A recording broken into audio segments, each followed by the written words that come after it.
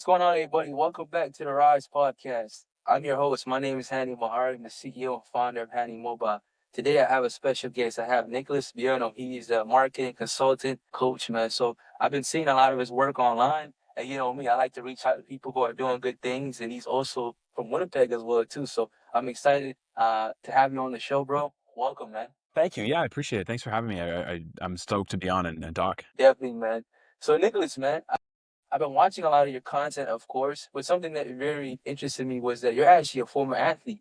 I am, So yes. tell us a little bit of the about the transition from going from being an athlete to now, you're helping clients. How did that start about? Yeah, man. It's a great question. Because basketball was like my life for, I don't even know, like when I was very young up until about, I would say 20 years old. So like 7 years. I played college, a year at CMU in Winnipeg. I played a couple months out in Ontario in the OCAA for a team called Durham College, which was fun, but ultimately just not a perfect fit. They went on strike for 6 months. I came back to Winnipeg and my career was pretty much over. I knew it was kind of I was an okay player. Like I was a good college level player. There were a lot of things that I was missing in order to get to the next level. That was just really getting in my way in terms of I was really uptight. I didn't really know how to train properly because I would just overtrain because I hated myself. And I just thought that if I just did more, it would help. It didn't. I lacked good fundamentals and good foundations because I was so jumpy and anxious and just like had a tough time finding flow and like getting into flow states. So I was just like all in my head. So about 2018, I was getting ready to try out for the University of Winnipeg team. I didn't have a great chance of making it. And about around, I would say like June, I realized that it just wasn't worth it because I was like, okay, let's say I make it on this off chance and I redshirt. Okay, now what? Let's say I make it as like a very like a bench player next year, and then okay, now I got to go to practice, I got to train, I got to do all these things. I'm trying to figure out what I really want to do for the rest of my life. So I just dropped it. I went to University of Winnipeg anyway to study communications and then ended up dropping out of that like a year and a bit later. So it actually wasn't that hard to leave being an athlete because I had it. I had pushed myself to the limit. I had gone above and beyond to try to like maximize my abilities, but I really just burnt the hell out. So it was totally. I wasn't like, oh man, I gotta be the eighth man on the third division Portuguese team. I was like, oh, I really don't want that. You know, the one where they pay for your rent and give you like $300 a month in like spending money. So you're like a step above being on welfare. Like that's not what I want. That's not what that's all. I'm joking. I'm joking. But like, I just didn't want to be the guy who was like chasing the dream at the expense of every other thing that mattered in my life. Yeah. No, I hear you, man. I think people don't understand, like, being a student athlete, you learn so much, right? And you learn fast, too, because I'm guessing, how tall are you? I'm 6'3". 6'3", okay. So you're probably a big guard. But yeah, like, I think a lot of things you learn in sports, which you probably took into, your business. So tell me the mindset around after you graduated, what made you realize, like, this was not for me? Sports or Yeah, school? just like sports, yeah, in school. Yeah, I mean, I quit a lot of things. I think a lot of people over glorify like, don't quit, man. No, like find things that are not worth doing and quit them quickly. There are so many things people just dedicate their lives to, I think, that are pointless and just dead ends. Like, no, don't tell yourself you're not a winner if you're not quitting a job that's not going to get you to your goals. You know what I mean? I actually think it's very essential, and this is kind of what I talk about in my content all the time, to get super clear on the things, like get super clear on what you want first. Like no limits, no holds, nothing. Just what do I really want? Okay, cool. Okay, now what's going to get me there and what's not going to get me there? And everything that's not, cut it off. Like if you're doing it, quit. And if you're not doing it, don't entertain it. So for me, like I dropped out of school twice. I never graduated college. I graduated high school. I started like communications at CMU I did for a year. Then I started sports management because I thought I wanted to be an NBA GM at Durham. And then I dropped out of that. And then I did communications again at U of W. And I was like, okay, this is kind of fun, but I'm taking some classes I don't really want to take. And then the second year, I was like, there's one class I like, but this is kind of stupid. Or not stupid, but it's like, it's not for me and it's not going to get me to my goals. And then I dropped out again. So in terms of like the sports mentality I took into business, the sports mentality that I had wasn't healthy. Like it was great and it helped me out for where I was. I worked really hard. Like in high school, I got up at 5 a.m. every morning to go to the gym and get up shots and do skill work and lift weights. But there was such a limited ROI on it because I wasn't a great athlete. I wasn't. Like I'm tall, but like I couldn't jump very high. I wasn't very quick. And it's not because I wasn't doing the right things. It's because I was just hammering my body at every single opportunity I could. So the gains that I actually made disappeared because there's only so much wear and tear your body can take before it's like enough, man. Stop. Like cut this out. You know, I'm working out 6 times a week lifting weights and I'm getting up shots every day. And like there are some days where I'm playing basketball for like 4 hours. And a lot of people are like, hey man, Kobe did XYZ. Okay, cool. But Kobe also recovered. And Kobe was also six foot Yeah, six. Okay. And Kobe was also an NBA level athlete. I was not. And I also like when you're at that level with somebody like Kobe or somebody like, let's just, this guy's top of mind right now because I'm a Warriors fan and he hasn't signed. Somebody like Jonathan Kuminga, even though he's not the greatest player in the world at the NBA level, at every level, guys like that who make the league and are decent are told they're the man. Like Patrick Beverly averaged 40 points a game in high school. Sorry, not college, in high school. He was literally, everybody who gets to that point is told they're the man at every point in time. So you have to be like literally the 99th percentile in every league you play in until you get to the NBA. I was not that by any stretch of the means. So it's like me working harder on things that weren't actually helping me get exponential results wasn't leading to my goals. All it was doing was making me frustrated and pissed off because I'm like, why am I not getting much better? Why am I not seeing exponential results? Because the way I'm training is not efficient. But I didn't know that because I had blind spots, right? You don't know what you don't know. So what I learned in business got me to a certain point. Like I made top line revenue with my agency in 2.5 years. We did 650K Canadian. That was about a 55% profit split. Not bad. Not being in business for that was my first time in business. Not bad. A lot of people would say that's awesome and they'd take that for their first venture. I lost money though. Like even though I was profiting, I had bad spending habits. I racked up quite a bit of debt. I spent a lot of savings because I was so paranoid about not being good. I was so paranoid about not achieving the goals I had for myself that I would just fucking smash my head against the yeah, wall. For a second, when I picked this water bottle up, if you guys are listening, I started shaking a water bottle because I'm yeah. dramatic. I picked up the water bottle. As soon as I started shaking it, I was like, I really hope the lid's on. Otherwise, this podcast is going to come to a very abrupt end. The lid is on, so we're fine. But Yeah, the point was like, yeah, okay, I was putting in long hours. I was on the grind, man. I was hustling. Like, I had no social life. I was just at the gym and work. Okay, there are people who don't need to do that, who are making $100K a month, American. So now I could kind of like recognize these things and be like, huh, why isn't this happening the way I want it to? But it took like intense physical pain for me to like stop and like I had to go to the hospital and like get ultrasounds and stuff and to be like, oh, okay, I'm gonna stop doing this. So, yeah. anyways, I don't know how I went a long time there with your No, that's question, but that's that's a good reminder. Like, you know, you got to focus on one thing until you're successful. I think a lot of time. So you talk about especially athletes who are good at certain things. Like Beverly was a good defender. That's all he was known for, right? Like you don't have to put up 100 points to be like the best. You could just focus on what makes you good on the court, right? So is it are you a shooter? Are you a point guard? So that's why sports like teaches you a lot. But tell me, Nicholas, like, made you decide to get into the industry that you're in, like helping business owners essentially in finding those problems? Because I think nowadays, an entrepreneur, you have to find the problem and get a solution for that problem. And so, what made you get into that world of like social media marketing and because it's tough marketing. Like you said, even though you made that much money, the amount of time it takes to find people and to all that stuff. How did that kind of go? of course, man. It's so I'll say a couple things before I kind of dive into my answer. It was an accident almost. It was actually divine timing. It was karmic timing. We can choose to open that can of worms if you really want to. And also, like I will say this, with my social media content, my views aren't anything to write home about. Like I don't have 100,000 followers. I don't have 10,000 views on every video. And I was still able to monetize and build my business to a certain level before having to like reassess and be like, okay, let me think about this on a deeper level. You do not need vanity metrics to build a great business. You need a valuable skill. And like you said, you need to solve a valuable problem. I actually take it one step further. It's not just about solving a valuable problem. In my opinion, it's about facilitating a valuable transformation. Because it's one thing to be like, okay, I fixed your sink, but what's more valuable, fixing a sink or building a house? Building a house, obviously, because it's a much better outcome. But it's not just fixing a problem, it's proactive. Anyways, what got me into this was it was an accident because I wanted to do stand up and podcasting. I did stand up comedy for 4 years, semi pro, like amateur. I got paid decent amounts through my own shows. It wasn't anything crazy. I did stand up all across Canada. I did some shows in America. I didn't get paid for them because that's illegal. I didn't get paid for them as much as I wink. You're not allowed to. But I wanted to do something that would allow me to focus on stand up.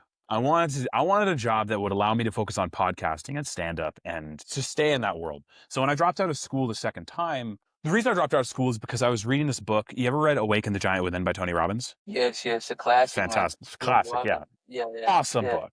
And yeah, I was reading this book and like on my phone, like fucking sitting on a Winnipeg transit bus going from the south of Winnipeg to the University of Winnipeg, which is far. It's like an hour at least each way. And he's like, what kind of life do you want? And I'm like, okay, I'm like writing down what kind of life I wanted, this shitty fucking bus. And he's like, okay, like what kind of skills do you need to get there? And I'm like writing down skills. I'm like, oh yeah, this is good. And then he goes, what kind of life experiences do you need to get there? And I look down at myself on this Winnipeg transit bus that I hate riding every day, going to university. And no offense to the University of Winnipeg, I actually enjoyed my time there. But I just realized, like, okay, if I get this degree, okay, maybe I'll get like a $80,000 a year job working for the Jets or something. And that's a good job. Like I'm not even talking down. It's just not what I want. And I was like, yeah, no, I gotta get out of here. Cause like if I stay in this path, okay, I had 3.5 years left on that degree. That would have taken me to 2023. That would have taken me to 2023. So, and like in 2023, that was the year I made, I think, 320K top line revenue and took home like yeah. 200 of it. So like literally worlds apart of where I would have been.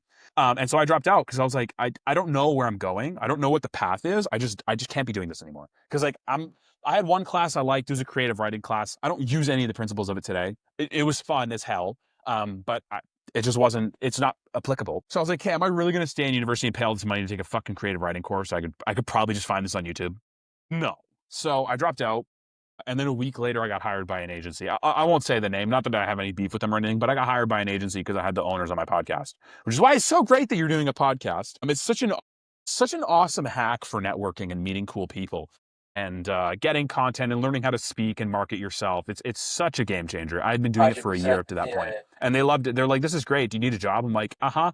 And they hired me, and I was making like $15 an hour doing like 20 hours a week. And I thought I was like fucking Mark Cuban. I was like, I'm so rich. You guys have any idea how rich I am right now? Like, I'm not in school. I'm making $15 an hour, which like if you extrapolate for full time is essentially just like $8 an hour. It's like $8 an hour full time. I yeah. thought I was so rich. But that's what started it. And then I kept working for them. I moved to Toronto to focus on stand up. They let me go. I ended up working for another agency in Orlando. And then they let me go after like a year and a half as well. And I was just like, hey, I keep getting fired. I think there's a lesson for me to just try this on my own now. And then I tried on my own. And then after 2.5 years, I was like, okay. There were a lot of factors that went into it, but I just closed up shop and decided to do other things.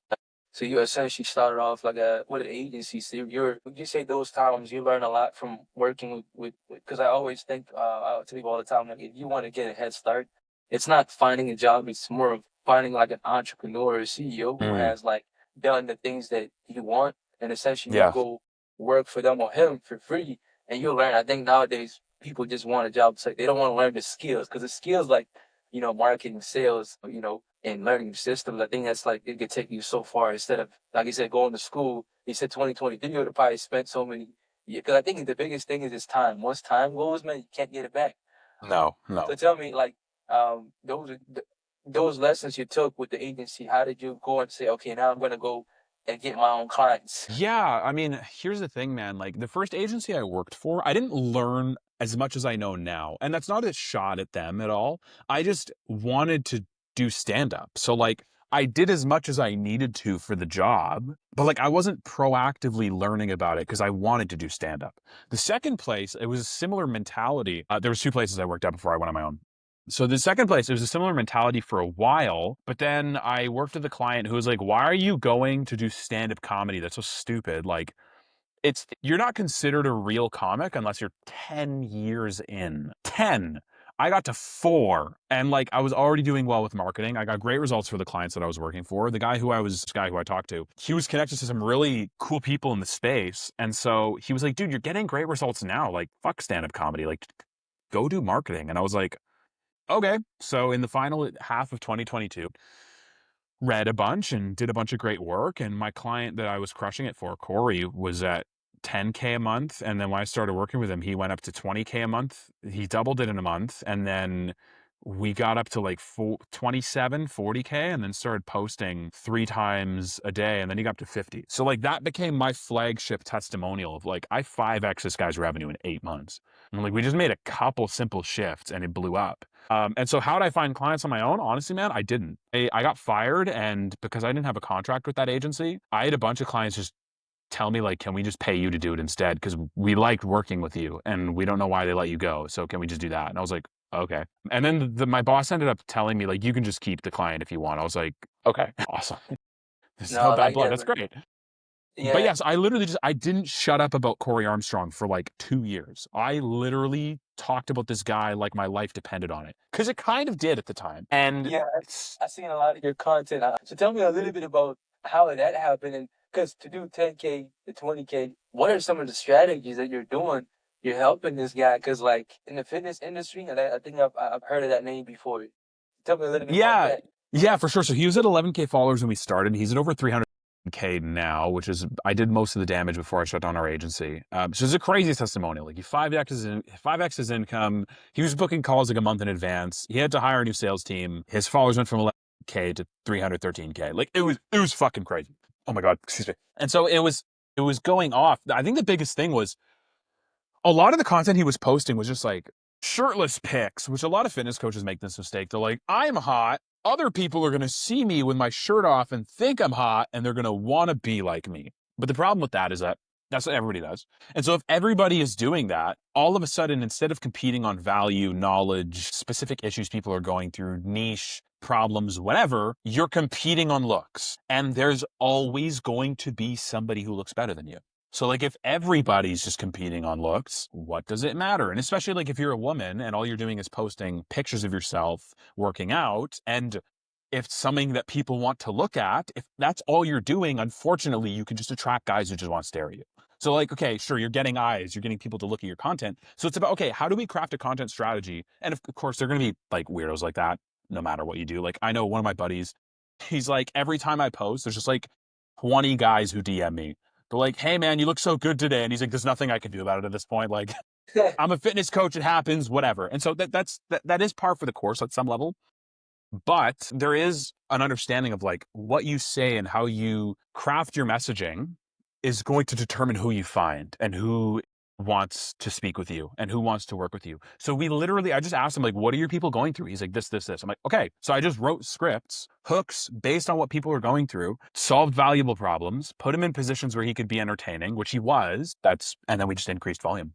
Like sometimes the switches aren't something crazy, like, oh, you gotta do a backflip on camera and fucking, jump over a building. Like, no. It was just, hey, what are people going through? Let's talk about that instead of just doing these weird shirtless pictures and like, he's on a boat. What do you need to be on a boat for? Bro, get in the kitchen, like get in the gym. Like those are where people should see you. You know what I mean? And so, yeah, it was just as simple as like, let's adjust the strategy to like talk to people's biggest needs, do that more. And then, okay, then we built an email system to book calls for him. And then that's So you're not really doing the whole motivation stuff. You're really just hitting the deep points of what clients. So looking at what clients are already going through, and some of the questions that they ask, and just kind of helping solve those problems or targeting those problems. sure. And I mean, you can motivate people as well. It's not a bad thing. It's just about understanding like what's going to motivate people to act. So like the example I always use is when you're talking, let's say we're running a fitness program for dads, busy dads, they're overweight, they don't have time for the gym, they got kids, they got a high paying job. If you say like, join my 60-day gym challenge, okay, that might be decent for like a lead magnet or a free challenge or whatever. But if that's all your messaging is, like, they're not going to sign because they don't want a gym challenge. If they liked going to the gym, they wouldn't need you. You know what I mean? Like if they liked this stuff, so okay, how about we market to a deeper problem? How about we look at, okay, do you want your kids to look up to you more? Does it annoy you that when you play with your kids, you get winded? Or you can't play with them as much as you want to because you're not in shape to do so? Or when you walk up the stairs, your vision goes blurry? Or when you initiate intimacy with your wife, it's 50-50. You don't know if she's going to say yes or no. She doesn't look at you the way she did when you guys first started dating. Those are emotional factors that will actually get them to act. Because I could tell you one thing, if I was in that situation, where I felt like I didn't like how I looked in the mirror, those things would motivate me most, not just, do you want to eat better? Like, nobody wants to eat better. Like, okay, not nobody, but like, most people would love to just eat whatever they could if it meant there were zero consequences, of course, but that's not how life works. So we look, okay, do you like how you look in the mirror? Do you feel like a man when you look in the mirror? Do you, like, maybe you used to be an athlete. Do you like seeing your belly as big as it is? No. Okay. Do you feel attractive to your wife? No. Okay. Do you feel like your kids really look up to you and like you're setting a good example for them? No. Okay. So like So hitting what's that going to target, happen? Yeah, yeah, yeah. that pain target, that pain line, hitting the pain line, and Hmm. kind of the emotional feel. I tell people this all the time too. Like for example, I'm in the phone business, and people would think they're buying like the iPhone 14, 15. There's always a new phone coming out every year, but they're not even buying the phone. They're buying like the feeling. Like I always kind of go Hmm. into like when I'm selling, I'm not even selling them what model it is. I'm selling them more about what he can get from the person, like the other side. Like for example, a husband comes in, right? Maybe your wife might like this because it's a color red, right? So I always kind of hit on that psychology, like okay, because it's always a win-win situation. Someone else also has to win. He just can't just only be him, right? So I kind of always hit the pain point, like maybe you should get her this because Valentine's Day is coming up, right? Or maybe this Hmm. color red would work out for her, right? So I think people always want to sell like the model, like what the feature can do and all this. That doesn't really matter. Man. I don't care about all that stuff. Just go to Apple and buy a brand new phone. But I think once you hit on that pain line and you can really figure out who people are, and I think it goes with just conversation and having that going more deep into understanding who they are and what they do. And I think that's the best way to kind of go about it. Tell Of me a little course, bit, dude. Nicholas, about marketing. What do you currently see right now that's happening in the market with social media? And, things are happening very fast. I think AI is coming into a place nowadays. So what are your I like when you're talking about there. You don't really want to talk more about the posting pictures, the motivation. You want to hit on what your target audience is essentially missing, right? Like that pain point. So what do you currently see right now that's working? That's what I mean. Yeah, I mean, in terms of what's working, I don't know if there's a specific strategy I want to laser in on because I think that's part of the problem. Too many people want to just like, this hook's going to change everything. It's not. I think actually the problem with social media right now is there are too many people seeking short term fixes, and there are too many people who are starting to hit the panic button. AI content's coming. Okay. Too many people are entering the marketplace. Yep, there are. The algorithm's changing. It always does. I think the key to building a long term brand, because I want to think in terms of 5, 10 years, not just 3, 6 months, a year. Like literally a challenge for myself right now is like, can I post every day for 3 years on short form and post every week on YouTube for 3 years and see what happens? And like, if nothing happens, can I just renew for another 3 years and see what happens? Like, can I truly be super detached from what's going on? Because here's something that kind of blew my mind. I saw the other day on social media where it's like, if the algorithm's not in your favor and it's not pushing you to people for whatever reason, are people still going to look you up? Are people still going to see what you're doing and want to see your content and want to hear from you? Because the answer for most people is no. So I think that right now, what's working on social media isn't so much as like a strategy change or some type of secret hook script that you write and like it decodes the person's brain and it comes down to becoming somebody people want to buy. And if you become somebody people want to buy, you'll become somebody they want to get closer to. And if you become somebody they want to get closer to, you become somebody they want to buy from. And that's not just like hippie woo woo metaphysical, like sit and read the secret and fucking, do psilocybin. I mean, if you want to do those things, I've done all those things. I haven't read The Secret, but it's fun. Like you can. But it's also about like if you are a person people want to watch, you also know strategies well. You know what I mean? You're not just shooting from the hip. It's like think about a great athlete. The greatest athletes I loved watching weren't just reckless for the sake of being reckless. Sure, J.R. Smith's fun to watch when he's on, but how often is he really dialed in? Like that's the problem, right? Like that's what separates J.R. Smith from being like a sixth man, fourth, fifth best starter from an actual guy because he was super athletic, an amazing shooter, could have been a great defender. And so that's why I think where it's like Michael Jordan, LeBron, Steph, they're incredible to watch. They have an insane feel for the game, but they're also extremely cerebral and know where to pick their spots and know exactly how to get what they want. So being somebody that people want to watch isn't just about like being entertaining or like breaking shit in your videos or just hoping that you can create such a giant level of hype that people can't help but buy in, because that fades. It comes down to understanding what you do best, what a unique angle you can bring that's new, big, different to the market, and understanding what strategies are going to get you there. If you like talking, dude, talk. If you don't want to talk and you want to do like voiceovers over like a travel vlog that you're doing or some workout that you're doing, do that. If you want to do skits, do skits. But it's about understanding, like, okay, the kind of evergreen content strategies that I use, and I know I said I wouldn't talk strategies, but again, it's part of the process. There's two. There's one which is understanding, like, okay, we have a content funnel. Everything in marketing, if you're trying to get clients or if you're trying to get people to do something, can be broken down into a funnel, whether it's ads, content, DMs, or your ads funnel, or content, email, whatever it is. So I think with your content, you need to think of it as a funnel. Okay, you have a certain amount of content that's going to be top of funnel. That's broad, that's supposed to get as many eyes as possible.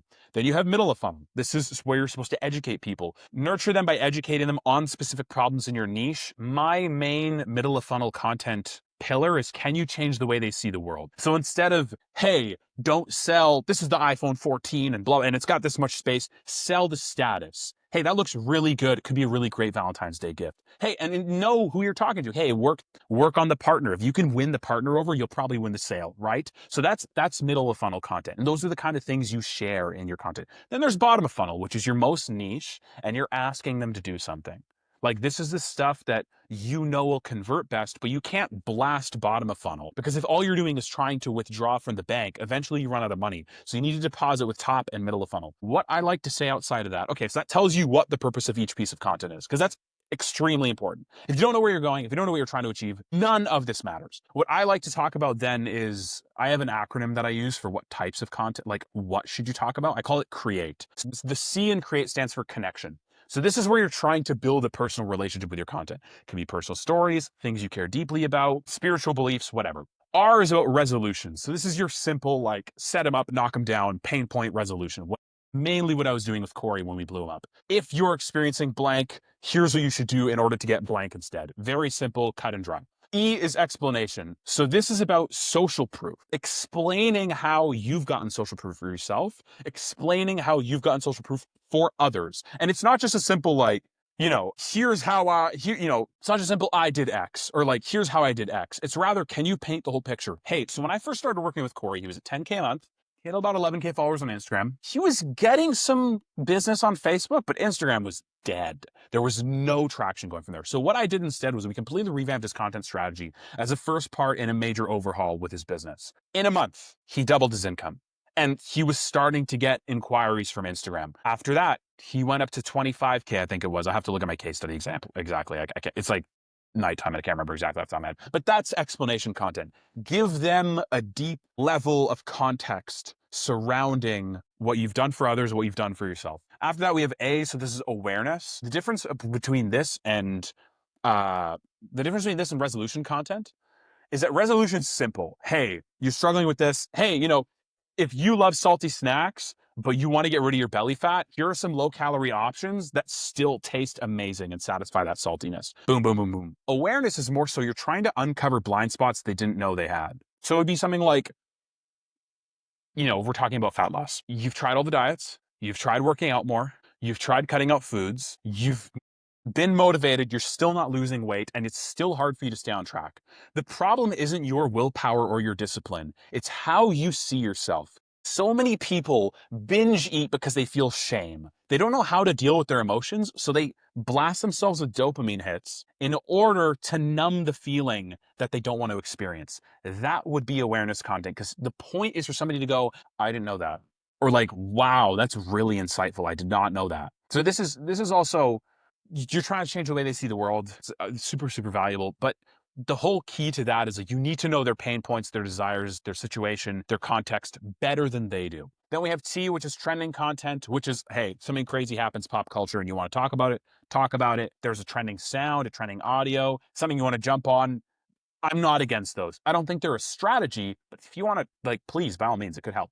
And then E is exciting. So this is anything that lights you up. If you just want to get on your phone and fucking rant, you want to do skits, you want to, I don't know, dress up, make characters, anything that really excites you and you feel like people could think is creative, that's what that is. So those are my kind of two systems for creating content. Okay, you have your funnel, you have what you should be talking about specifically. There you go. But that's a great framework. Create. I like that. Thank you. Thank you. When I came of it, I was like, this is fucking unreal. Yeah, no, yeah, and I think it's understanding like so when you're looking at your content strategy, you would break it down each week, right? Each week like let's say Monday to Friday, what would you focus on from let's say Monday's coming up, Tuesday, Wednesday, because you can't just give them that point right away on a Monday where you're just trying to sell them right away, right? So you got to kind of start Yeah. off somewhere. I personally don't look at it like that. I just break it into percentages. Have 80% of your content should be top and middle of funnel, generally, and then 20% should be bottom. So, like, let's say out of a week, 7 days, one, maybe two pieces of content should be bottom of funnel. But most people would benefit from doing top and middle. It really depends situation by situation, though, because you could have somebody who's has a lot of followers. Maybe they're an influencer and they don't actually know how to monetize. There are a lot of people out there with a lot of followers and they're broke. They have no idea how to make money. I wouldn't actually even make content. I would sit them down and be like, what is your offer? What are you giving people? Because right now, like just showing up on Instagram is great. Showing up on TikTok is great. But if there's nothing to connect them to, if there's no actual framework for walking them through a valuable transformation, the odds of them buying are basically zero. So let's figure that out first and dial that in before we worry about what do I post on Thursday. Yeah, and I think the offer part is so important. I think you're right. It depends on what your goals are, right? Because it goes back to goals. But ultimately, though, everybody talks about monetizing their social media brand. I've been doing this. I think it's been about 2 years now or so. In the beginning, there's a lot of fear because you're afraid of putting yourself out there on camera. You know, I grew up. I was an introvert throughout my high school, so I never talked to nobody. But you realize, though, at some point so I read a lot of Tony Robbins' book. That's actually the book that kind of, gave me a transformation as well. Because he talked about the subconscious mind and how a lot of things that you go through didn't just happen. You have to look at your past experiences. So when I started looking at my past experiences, I saw that my father, a lot of the things that he was doing, he was actually always ate by himself. So I realized as I got older, a lot of those habits instilled in me. So I'm like, how do we break these things? And we have to create new beliefs, right? So new habits, and one of them was putting myself on camera, right? It's like in the beginning, it's scary, it's terrified, because you go from this kid that had nothing, now it's like you got, but ultimately, it's like we want to build a business where, essentially, people know who we are and what we do and what services we offer.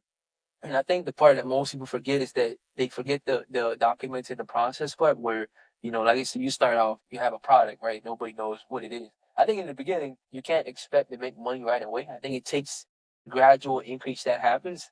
And I also like to call it volume.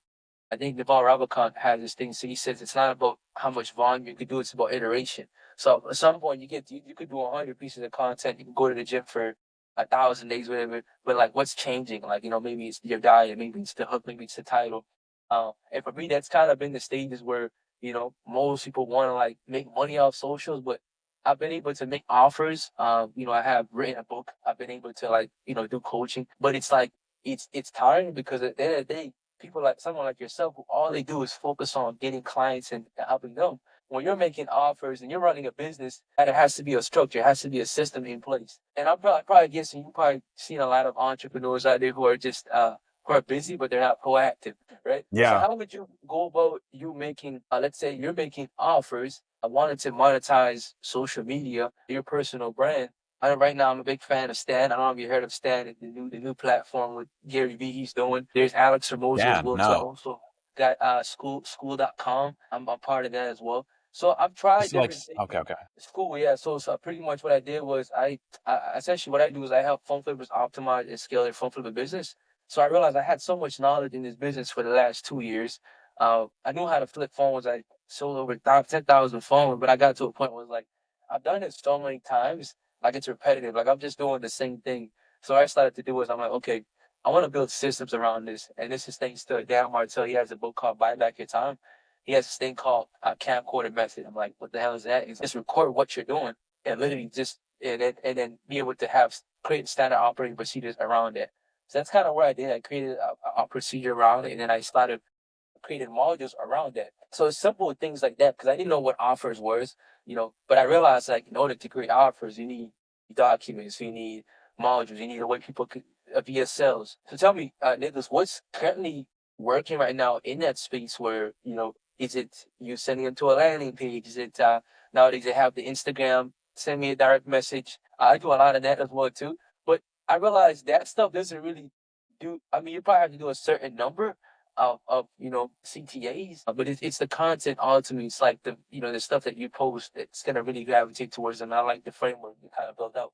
Yeah, I mean, my advice to anybody trying to monetize on social media is don't make that your goal, honestly. Yeah, It's very counterintuitive because like that's everybody's goal. And like when everybody's zigging, you're supposed to zag. Like everybody's worried about AI content. I'm personally not. If you want to talk about that later, we totally can. I don't think it's going to be as big a deal as people think it is.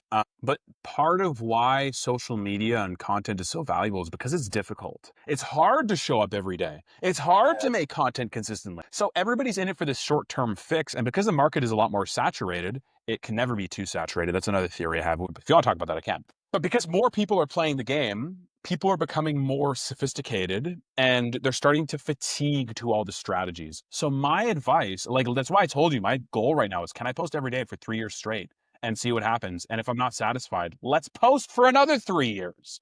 Because like at some point, people want to buy from people they know, like, and trust. I used to reject that for a while because I like hated myself. I was like, no, people can't like me. It's true. If you show up with goodwill and you actually want to help people, look at what Hormozy did. He sold the best nonfiction book of all time. And yes, he's got a content team. Yes, he's got editors. He's got millions of dollars. I understand that. The point of that is, though, the reason why he was able to execute at such a high level was because he has such a high level of brand equity. People don't know what that means. Your brand is a product of branding. Branding is when you associate things with each other. It's that simple. And the brand is the product of that. People associate you with this mixture of topics. Brand equity is how much people like you and actually give a shit based on what your brand is. Hormozy has so much of that. For a while, before he started selling his books, all he did was post without any, expectations of people buying from him. Now he's selling books. Okay, great. But he's continuing to pump the internet full of insanely valuable business knowledge. You could start a business tomorrow just by going on his YouTube. Like, if you really wanted to start a new business and just go on Hormozy's YouTube and be like, okay, I'm going to fucking figure something out. It's way more valuable than any university on the planet. I would bet my life on that. I would bet my life on that fact. And so when he said, okay, we're going all fucking out, like we're bringing out the big guns for $100 million money models, it was evident how much brand equity he's built. And that's not because he's insanely spectacular or because there's this crazy difference between him and you and myself. No, he just has showed up and he's somebody people want to watch. Like that is kind of what my whole theory is about. So my whole like credo about marketing is about somebody people want to watch. Then you will become somebody people want to get closer to. And then you will become somebody people want to buy from. Mosey's so unbelievably himself. It's ridiculous. There are a bunch of things he says where I'm like, I really don't agree with that. Or like, I think that's kind of insane to say. But he's him. He's himself fully. Nobody would argue that Hormozy's putting on an act, that he's being fake. That's not what he's like in real life. No, that's exactly who he is. And he's been doing this stuff for years. He used to sleep on gym floors. Like, he's been in the entrepreneurship game for over a decade now. He started, I think, when he was 21 or 22, and now he's 33 or 34 around there. It's in his $100 million. Oh my God, $100 million money model YouTube video description. Why do I yeah, remember that? I don't know. But the point is, don't try to monetize on social media right away. If you go into it with the mindset of like, why am I not making money? Why am I not making money? You're going to quit. And there are so many people entering the market. That's what leads people to be frustrated. Like the reason why I say, I'm like, we could talk about this later if you want. You don't answer. I'm like, I'm just going to talk about it anyway. The reason why the market will never be too saturated is because majority of the people coming into the market are either newbies or people who don't know what they're doing. Newbies who are going to quit or people who have no idea what they're doing and they're bad at the skill. So if you can just literally stay in the game and continue to show up over and over and over and over to outlast the people who rage quit after 2 months and to outlast the people who don't know what the fuck they're doing, like if you just get really good at it and show people that and help them out, it's worth so much more in the long run. Like right now, brand equity is something all the big names are after. Why do you think Gary Vee's investing in Stan? Why do you think Godzi went to WAP? Why do you think Hormozy did school? This isn't just about, can I make as much money as possible? Which, hey, I wouldn't turn down money. I mean, in most circumstances, they're not gonna, like, nobody's here pretending they're trying to be poor. But the level of brand equity they have, and the more they're trying to get people to associate them with a certain thing, that's what they're really after. That's why Hormozy's writing books. Like, he makes so much more money on his acquisition.com stuff per actual unit, but he does it because he's building a brand. Same thing with Dan Martell. Like, why is he writing these books? He could easily just focus on scaling his company and exit because he wants to become this larger than life figure. No, it's very interesting. I think me and you have similar followers. We follow similar people. Absolutely. But one thing you realize about all these people is they're all obsessed. They're obsessed with the craft. They're obsessed with getting better. I mean, Dan, I don't know how old he is. 40s. Nicholas, tell me, man. I saw somewhere where you've been meditating for 200 or something days, man. How do you Yeah. keep yourself calm, man? Because entrepreneurship is tough, man. It's a tough field. So, what made you decide to do that, man? Because that's I never heard that before. Yeah, it's actually 587. Tomorrow's going to be 588. So we're almost at 600, which means we're close to 2 years will be February 12th, 2026. What made me do that is I went to the hospital. In early 2024, this is February, I was getting ready to move to Vancouver. Things in my life were just not where I wanted them to be. My business was, at that point, we had done 30K Canadian for 9 months in a row. I believe that was the number. I don't have my Stripe in front of me, so I can't double check that. But it was 30K for a while, or 25K or something. So it was the height of my business. And I never felt more scared, more stressed, more anxious. My relationship was falling apart at the time, not with that person anymore, but it was falling apart. I felt like no matter what happened, I couldn't win. And so, do you want the real story, or do you want just like the short version? Yeah, because 500 days is a long time, man. Yeah, I want to know how you decided to make it Oh, happen. I felt this pain in my body. It's a body part only men have, I'll say that. And I was like, that's weird. That's probably going to go away. Though in the back of my head, I knew what was going on. And so I went to sleep that night. I was like, that's fine. And I woke up in the middle of the night and it was like 13 out of 10 pain. And I was like, ouch, is like 3 a.m. So I went to the hospital.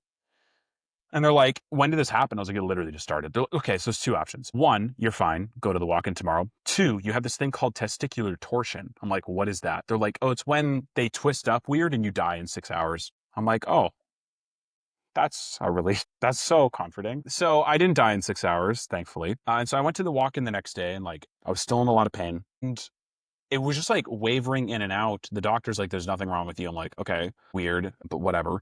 And so like, I kind of like, I'll just ignore it. I think it gets better. The next day it comes back even way worse. Like I'm almost like vomiting. Like I'm almost passing out from how much pain I'm in. And like, I know in my head, I'm like, my body's just reached its limit. I'm in a really bad place and my body's starting to let me know. I got an ultrasound. They came back. They're like, there's nothing wrong with you. Like you're fine. And so I started meditating that day because shortly after my relationship ended, I knew I had to end it. Nothing, no disrespect to the person I was with. It was at a point where it wasn't serving either of us really. And so I ended the relationship because I knew I had to. And so I started talking to my guide, this is like my coach. And it turns out that I kind of traced it back to in a lot of areas of my life, I was selling parts of myself in terms of like, I would reject my needs and my wants in order to keep other people happy. So whether it was my parents, friends, girlfriend, business, and it's not even that I didn't know what my needs were. It's that I didn't think I had any, and I didn't think I deserved any. I didn't think I was worthy of having needs. And so, okay, that's your life force. Your needs are relevant to your life and how you live. Where is the life force located on men? Ding, ding, ding. That's why I had the pain in that part of my body. I'm a firm believer that the area in your bodies in which you start feeling pains or aches will reveal to you what's going on. And it did for me. So I was in such pain. I was like, hey, I had kind of meditated here and there. I fell off a bunch. I was like, no, fuck that. I'm doing this for real because I was in such bad pain. I went to the hospital multiple times. And so I got a big calendar every day, or I got a big whiteboard, put a calendar on it. Every day I would meditate and journal, I'd put an X. And after a while, I had such a large string of X's going, I didn't want to break it. It's called the Seinfeld method. And then when I moved to Thailand, I obviously can bring my whiteboard with me. But just every day when I journal, I write day whatever the next day on it. And we're at 587. And it's such a habit now, doing it for over a year and a half, that I can't not do it. Like, I hate not meditate. I mean, I haven't done it in a year and a half, so I don't know what it's like. I need that time to sit still. I need that time to journal and write things down. Otherwise, I don't know what's going on internally, and that's just not a win for anybody. Bro, that's powerful, man. Because I think nobody's perfect. We're in today's world where everybody is, things are happening fast. You got social media, you got your phone buzzing, everything is. Uh-huh. And I think I've told you in the past, I've tried meditating in the past because I used to trade. I used to trade the stock market, and I knew that the edge really was just the next move that you're gonna make and how you react. But tell me, man, like for people, because doing it for that many days, what's one thing you like learned about yourself? Because it's tough. I think in the beginning there's so much things that go on your head. I think I I'm not gonna lie, I start, then I stop. That's one thing that I've realized Of I've been course. doing meditation. Like I start for like 10 days, I go with 20, and then I stop. But I like the aspect where you're also journaling as well too. While you're meditating, so you're doing this in the morning and at the Yeah. nighttime, or how many Just minutes? just in the morning. I try to make it as easy as possible. It's the same thing with working out, right? Like, if you make it hard to work out, you're not going to work out. So first thing I do, I wake up, I walk, I get some sunlight on my eyes. It's like 5 to 10 minutes. That's it, just a walk. And then I come back, I meditate for 15 minutes, write like half a page to a page, and that's it. And I don't put pressure on myself to do it for a certain amount of time. I don't put pressure on myself. I usually go about 15 minutes. That's a good. I could do longer. I think I did an hour once, which was, it felt like nothing for like 40 minutes, and then the final 20 minutes of torture. But yeah, I don't put pressure on myself. And that when you said the thing about obsession, I'll come around to that for a second. But like, I just make it easy for myself to do because compound interest is very real, and small actions taken every day are massive game changers. Just make it easy for yourself. So the thing we said about obsession, like, I don't know if I would use the term obsessed to describe myself. I don't. And it's not to say that I'm not obsessed. I just don't know if I am, or like, what does obsessed mean to other people? I'm very passionate about things. I love talking about marketing. I love talking about consumer psychology. I love doing what I do. But I think sometimes people get attached to a label. And like, I definitely got attached to the label of obsessed when I was playing basketball. Kobe was obsessed. MJ was obsessed. So I need to be obsessed. It didn't get me results. And so it's not to say that obsession's bad. If you're obsessed, I love that you are. If anybody listening to this or you yourself, just be mindful of like, what does that mean? Like, what's my relationship to the word obsessed? I don't think it's a negative. I don't think it's a positive thing or a negative thing. I think it just is what it is, like status or money. It'll reveal to you your priorities. And there are certain things that I'm not willing to trade for in terms of money or work. Integrity, your soul, certain relationships. I know a lot. I've been around a lot of high achievers that are like, it's my way or the highway, and like they're miserable. And I'm like, gee, I wonder why. It's a real fucking mystery as to why you're not happy. So like when people say like, oh, you've got to be obsessed. I mean, I don't have to subscribe to that line of thinking. And neither does anybody else. Like, you get to determine what you want to take on and make your own. And if you think that you need to be obsessed in order to win, you will construct a world that reflects that belief. I had a mentor who made 100K a month profit, 3K up until one point. He works 4 hours a day, has a very, very relatively relaxing life, doesn't feel like he's grinding, loves what he does, got massive results for his clients. He's not obsessed. Like, but that was his worldview, and that's the world that was reflected back to him. And so I've been really intentional about like, my beliefs create my thoughts, and my thoughts create my actions, which create my world. They all work together in unison. What kind of world do I want to create? And what kind of reality do I want to create? And like, meditation's taught me this, to answer your question finally. I don't need fixing. There's nothing wrong with me. Nobody needs fixing. No, there's nothing wrong with anybody. We're all beautiful children of God. We're all worthy of love and respect, even if you don't think that's true. And there's no fixing that's needed in any of our lives. That's a good way to kind of put it, man. I think obsession is like more of, yeah. I think people, they might look at you a certain way, like you look at a certain image, like that's what people think you're known for. People don't understand. People do want off cameras or off the business side of it. Then I think that's what most because it's like in the beginning you're consistently working, you're building this Mhm. business. I find this hard as well too, where you look and you're like, you're doing the compound stuff, and you have your thing, and then sometimes you look at, oh, I haven't achieved this. I haven't got to these goals. I haven't hit certain aspect. And then I read Dan Sullivan's book. I think he's another scientist or something. It's like you have to measure backwards. So looking at your goals, like look at where you started. I started my business with $365, and I always tell people like that's where I started. So as I started to grow, now I'm realizing like I want more. But you realize like look back how far you came. Look back at how some of the habits you got rid of, some of the friends you got rid of, right? And some of the things you've been able to do in your life and you've been able to create. And I think once you start looking forward, dropping, like you said, you're meditating every day, you're writing down your journal. So I started writing down like three wins that I've been able to accomplish like every month or every single week. Where I just like dropped down, okay, what did I actually, what wins did I have this week? Like so when you start looking at that, you have a reflection where, okay, you're not really competing against no one else. You're not looking because that's kind of what you see a lot of times on the market. Like you said earlier, it's so sad. People are coming in, but it's like when you just focus on that. And I think that's why what you're doing is amazing, bro. Because I want to get to that stage where if I could even hit 50, that'd be. So I'll let you know how that track will go. Because Be I think great, man. meditating in right now your thoughts is part, especially if you're an entrepreneur. When you go through so much shit during the day. I think the other guy, Brian. I think he's a fitness coach as well. He does the same thing as well too. Yeah, Brian Mark. Brian Moore, yeah, he's a crazy another guy, sales, I like Brian it's the Mark a pain lot. points. Yeah, he's I very like good, Brian man. Mark a He lot. understands marketing very, very well. But yeah, man, tell me a little bit about, kind of where you are now, Nicholas. You're in Thailand now, man. So you the whole Yeah. rest of your life you were in Winnipeg. You decided to move to Thailand. What made you decide to do that? Yeah, so I was living in Vancouver for the last year and a half before May. I moved there in February of 2024. I lived in Toronto for 3 years before that, and I loved Toronto. I think Toronto gets such a bad rep. Canadians are like, oh, Toronto sucks. I'm like, I love Toronto. Toronto's great. And before that, I was living in Winnipeg. So I left Winnipeg because I wanted to grow my stand-up career.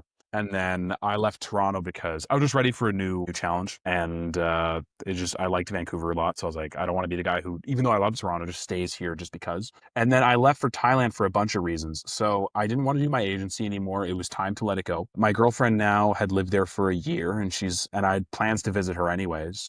We're both work online, work remotely. And so when I thought about like going there and then coming back to Vancouver and keeping my place and then having to visit her around the world all over again, I was like, that sucks. Like, can I just stay? She's like, yeah, of course. That's awesome. So I stayed. And also I was like, hey, look, I built up quite a bit of debt for myself because of how unregulated my nervous system was. It got me into so much trouble in terms of like just spending money on coaching, not utilizing the coaching, spending more money on more coaching because my other coaching expired. Then this is going to be the thing that saves me. And I need somebody to save me. And fuck, I don't know what I'm doing. And it was like, I didn't need to do all that.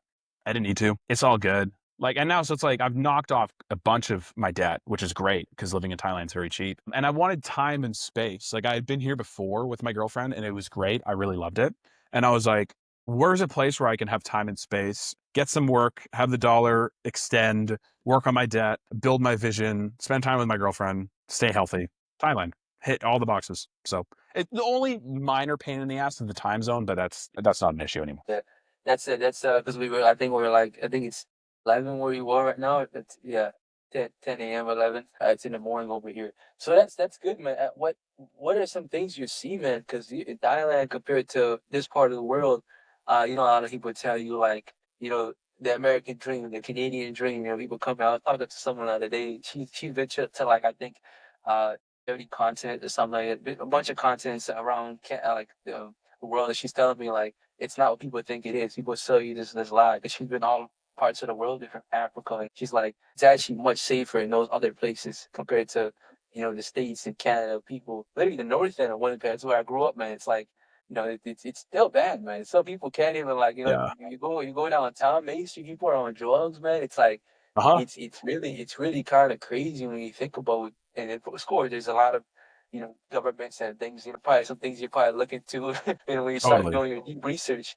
So what's that been like, man? Different, Yeah, I will say just off the bat, I'm a big advocate for the West. I think the quality of life in the West is definitely decreased, and that's fine. Like, there's cycles of quality of living and things that happen. Like, I'm really big into history, and I've been doing a lot of like reading on the Vietnam War recently and things like that. And so it's interesting to see that when, the reason America entered that war is because they wanted to help curb the spread of communism in Southeast Asia. They felt like if we get involved, this is going to be a key player in the Cold War ultimately. It didn't work out that way. Their involvement was a gigantic waste of time for everybody involved, did not help anybody. They pulled out. And then the effect that they thought communism would have on Southeast Asia wasn't nearly as bad as they thought. And so the Soviet Union ended up falling regardless. I would say that North Korea kind of got into it a little bit too much. The Soviet Union ended up falling. The Soviet, what is it, occupied states, especially like Germany got back together, the Soviet occupied states fell. And so it was kind of this thing of like communism fell. The West won. But now, like 30 years later, the West is kind of declining. And like people are looking at Asia as a great place to go. And Eastern Europe is a really cool place to go. So I think it's all cyclical. I'm very proud to be Canadian. I think Canada and America are awesome. Just depends on where you go and what is aligned for your lifestyle. If you want to live in America, if you want to live in Canada, totally fine. There's government corruption everywhere. I don't know a single government that's like, yeah, that place is great. They have no problems. Like, government corruption is everywhere around the world. And so it's best to be critical and think twice about what you're told. I think a lot of people, they're really big on like, the West is falling and Canada, America's this big lie. And if that's the belief you hold, I'm not even going to say you're wrong. Like, I'm not going to disagree with you. But I just think it comes down to, like, again, get super clear on what you want. Like, if you want to live in Canada, if you want to live in a safe neighborhood, if you want to have a family, if you want to work a regular job, that's totally fine. Just understand, like, have awareness around certain things and equip yourself to deal with it accordingly. Like, a big issue, I think, in the West right now is just the amount of money that the government prints. It's ridiculous. Like, it fucks everybody over. Like, okay, we'll cut tax rates, but we'll inflate way more money so that people think they think the taxes are lower, but the value of their dollar is going down. That doesn't help anybody, right? Now, this conversation is going to go into Bitcoin territory, which we don't have to go there yet. But my point is, like, there are so many beautiful places in the world. And for me right now, it feels very aligned to travel and see what's out there. If it doesn't feel aligned for somebody else, that's fine. I've met a lot of people who are like, yeah, the West is a big lie everywhere. Like, the rest of the world is where it's at. Asia's where it's at. Europe's where it's at. Africa's where it's, and that's wonderful. My brother's been to like 40 countries. He's had so many amazing experiences. That's awesome. If it feels relevant for you to do that, if you feel like the West no longer aligns with the kind of life you want, that's perfect. By all means, there are so many dope places you can go. I love Thailand. I went to Bali. It's amazing. I'm going to Taiwan. I'm super excited. I've been to Australia. It's a beautiful country. I've been to Europe. I've been to every continent now except Africa. So I gotta go to Africa at some point. But Wow. so it's totally, I get why people would say the West is a scam. Like, quality of life is decreasing, prices are going up, government corruption's very, very apparent in Canada and the States. But again, it all comes down to, like, I think sometimes we can get too lost in that stuff. And at some point we like let our energy get sucked into those systems. And that's kind of what they want. Whether you're talking negatively or positively about the government, it just plays into that system. And I'm of the belief that, like, I don't have to subscribe to a reality where the government dictates my quality of life. And I don't have to subscribe to people saying the sky is falling with AI, for example. So if it's relevant for you, like, I could see a world in which I move back to Canada. I can. I don't know if it'll happen. I don't know how likely it is, but I'll never say never because you have no clue what's going to happen in the future. I mean, it's a lot of courage, man. I think I think courage comes before confidence. If you develop courage, man, you make that leap of faith. And I think sometimes it's you get so stuck in the system. I've been in Canada for I think 16 years now. I came in 2009. I've seen how it is a system, and it's like people work, work, work, work, and it's like what do you have to show? What do you have to build? And that's why I think I like entrepreneurship and I like building businesses because like we have equity, we have a stake in what we're doing. We're actually, but that's why corporations exist, and that's why people like Trump's and Elon's, all these people are making millions of billions of dollars. Sometimes there is that part where it is corrupt, right? People are taking advantage of people, but you got to play the game. And so I like that. I like the way you kind of broke it down. I've been able to kind of study those, but another favorite, one of my favorite entrepreneurs, Ray Dalio. Mm. Of He course, has yeah. a book called The Changing World Order, where he studies like the last 1700 years and from the Dutch. And so he goes very deep into like understanding macroeconomics and what's been happening and kind of wants to dictate what's going to happen next in the markets. So anyways, man, tell me, what does the future look like for what you're building, bro? And you're in Thailand, you're also in a relationship. And because I like the piece when you talk about understand what you want. Because if you don't know what, I'm sure telling me this all the time too. Like, what is it that you want? Because what I want is not the same thing you want. So it's like, he always kind of goes back to that. So Oh, what does it look like for you, man? Yeah, it's a great question, man. Like, I think as far as career goes, I don't know. Like, I'm going to continue on the path. I feel like I'm on a great path. So I'm going to keep going. I'm going to keep posting content every day and every week on YouTube. I really want to get married. I'd like to start a family in the next 5 years at least. Yeah. And I'd love to just continue to deepen my practice of meditation and awareness. Cause I really do think the biggest skill you can cultivate in life is awareness. Cause without awareness, your actions can be clouded and you don't actually know what's going on. Like, I'll say this about what do you want? Like, I remember I posted a video about guys say the West is broken for marriage and the Western woman is broken and blah, blah, blah. And I'm like, look, man, if marriage isn't your thing, that's fine. I'm not telling you you have to get married. But like, all you're doing is reaffirming to yourself a world in which that claim is law. So, like, if you want to think that an entire continent is broken for marriage when that's what you secretly want, but you're too afraid to admit that, be my guest. But that doesn't mean it's true. That's just what you're telling yourself. And you're just conditioning yourself to look for opportunities that affirm that, right? Like, it's absolutely ridiculous to claim that this is just like, I believe in objective reality. Of course, like the sky is blue no matter what color you call it. That will never change. But like, if you want to tell yourself a certain outcome and then defend it with no, like, there's no way anybody's, done a study on every single woman in the West to have that claim. I guess go for it. You know what I mean? Like, you're creating your own reality, but that doesn't make it true. It just makes it true for you. And so you get to reap the benefits or drawbacks of that claim. So when it comes to like, yeah, what's next for me? Just continuing doing what I'm doing. I love what I'm doing. I'm very open to the idea of quantum leaps though. And when an opportunity strikes, I think what's next for me is kind of like, I would love mentorship in the angle of deeper spiritual awareness or lifestyle founder vision or finance. Like, I'm really big into Bitcoin right now. I'm really big into finances right now. And like setting myself up so that when I do have kids, when I do get married and have children, like, okay, I have other ways instead of just like relying on my job. It's like, okay, I'm investing in this. I have this much saving. I have this skill that can earn me money. I have these things that I have plans for. It's not just like, I hope this fucking entrepreneur thing works. Otherwise, I'm fucked. Trying to get a different way. So now in Thailand, what do you currently do over there now? Honestly, not much. Like, I don't go out a lot. I'm not a busybody. My girlfriend and I will have like a date once a week. We hang out quite a bit. I work, I film content, I go to the gym, I meditate, I do breath work. We bike. We have like a motorbike that we use. It's great. It's a very simple life. I love it a lot. You gotta live simple, man. You can't overcomplicate things. So in Thailand, are you still doing your marketing and looking for clients? Yeah, so I have a couple contracts that I'm working for right now. And I won't go into too much detail Yeah. just for privacy's sake, but I have work that I'm doing right now that I'm a really big fan of. Nice, man. No, man, like I said, bro, I like what you're doing, man. I like the because I've seen some of your content. It's more of the hitting on that pain line because it's like you're hitting them with the deep thinking. It's not so generic where it's like, this is how to make X amount of dollars. This is how to do this. You kind of do your Yeah. research and you kind of piggyback on, especially too, being able to have experiences going to Thailand and seeing that culture. You're probably could get so much. I think that's why content is so good. It's like you get so many ideas. Like, okay, you move over here, you're seeing how this is, and then you experience Canada. So pretty really good for you, man, for making that leap and wanting to, to make go over there and do that. Because most people are like they're afraid to make that next jump. So, Hmm. Nicholas, I really appreciate it, bro.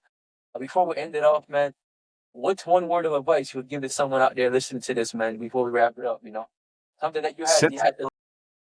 Yeah, sit still every day for 5 minutes with your eyes closed and then write whatever. And it's not like I'm a big fan of like gratitude practices and stuff, but like simplify it way more, I think, for a lot of people. A lot of people don't even know what their thoughts are. Like they don't even know what it's like to express themselves without worrying about what other people are seeing. Sit still for 5 days and just write. Write until you can't think of anything. And then on the weekend, set aside time to write for like 30 minutes and see what comes up. That's literally it. I guarantee you, your life will radically transform if you actually sit still and meditate and write. It takes you 20 minutes a day. That's the compound effect. And I'm with you, Big bro. I time. get, yeah, because then once you see that, once you break one habit, like you said, you don't go to the gym, another habit breaks, which is your business. So I think it's everything aligns, and I think that's kind of one thing I realized in business. Whenever even was slacking off, whatever, it's like you got to pick your stuff back up, because no one's gonna come in and save you at the end of the day. So, Nicholas, thank you so much for being on the show, bro. It's a pleasure, my man. Time differences is very, very interesting that you're at nighttime. I'm over here in the I morning. So, know, yeah. we make it happen. That's how digital works, man. So, Nicholas, where can people find you, man? You can find me on Instagram at Bueno, no Bueno, Bueno, Buenoo. That's where you can find me, Awesome, brother. or YouTube. Yeah, I appreciate it, man. So we'll stay in touch. So thank everybody for watching. This is the Riot Podcast. I'm your host. Stay tuned for the next one, and we're gonna be out, man. So.